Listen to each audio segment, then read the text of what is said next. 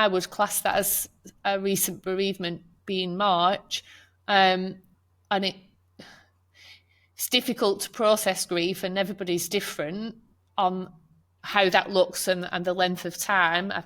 In all honesty, we're 9 years in, and I still think I have days of grieving. It comes in waves. How have you managed that, and how are you getting through it? It's a very good question. I don't think I am. Yeah. I think because you get a bit angry, you get very melancholy,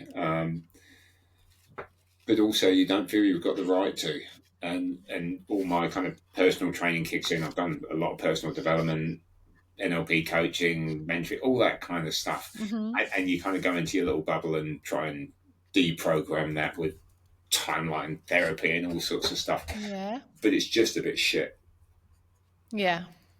You can fluff it up as much as you like. A couple of little things I do. I did Dad's eulogy. Both of my brothers said it's not for us. We not that no. What's the right phrase I'm looking for? It's not that we don't want to do it, but we can't do it. Yeah. Which is fair enough. So did that in 92 years. It's a hell of a long piece. You know? I mean, what do you do with 92 years? I like to chat, and you want to make sure that the folk who should be mentioned have been mentioned in the experience. Yeah, it's difficult. You miss out a load of stuff. But at the end of that, I read If by Rudyard Kipling, and one of my little pieces is to have memorised that. Okay. And that is, it's kind of a bit soothing, I suppose. So whatever it is that people need to latch onto, that is one of my things, one of my anchors. Yeah. Dad had that on his wall, you see, up in the office, and he never said that is something that I've committed to, but it meant something to him. Yeah. God, who was it written about? It's written about a chap called something Leander Jameson, who he led a raid in the Boer War to try and help the government, and it failed, and he received a bit of a notoriety and an honour, not because of the fact that he attempted it anyway, but because he took responsibility for it. And like you say, there's definitely some connection for your dad to that poem, isn't there? Yeah. Whether he's talked about that or not, especially for it to be on display as well.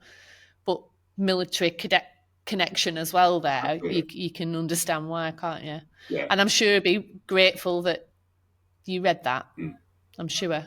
Yeah. Yeah, I think so. Yeah. I think so, because it whether or not it's Kipling wrote it with that in mind, it shows you how to live a good life and a dutiful life and an honourable life. And I think Dad did that. Yeah. Sound like very proud of him. There's a lot of love there for him, isn't there? Yeah. And he's still watching over you, making sure you're behaving yourself. And I'm sure he's very, very proud of you. Well, no, okay, maybe not. Maybe not all the time. But I'm sure he's super proud of you as well. So just to finish, what one piece of advice or guidance could you give to the listeners? If you can narrow it down to one. I always say one, and people are like, just one? But whatever you think people should take away. Yeah, very much so. I think it's reasonably simple. Personally, you just got to be patient. Not with other people, but with yourself as well. Because it's so easy to have those. And I have it with Mum a lot. Because she wants to, talk about what's going on in everything other than herself. And that's the only concern we have. And you've just got to be gentle. Because and I've got to the point now where I kind of give that 15, 20-minute runway in the conversations. Because you've got to, it's not difficult to be kind.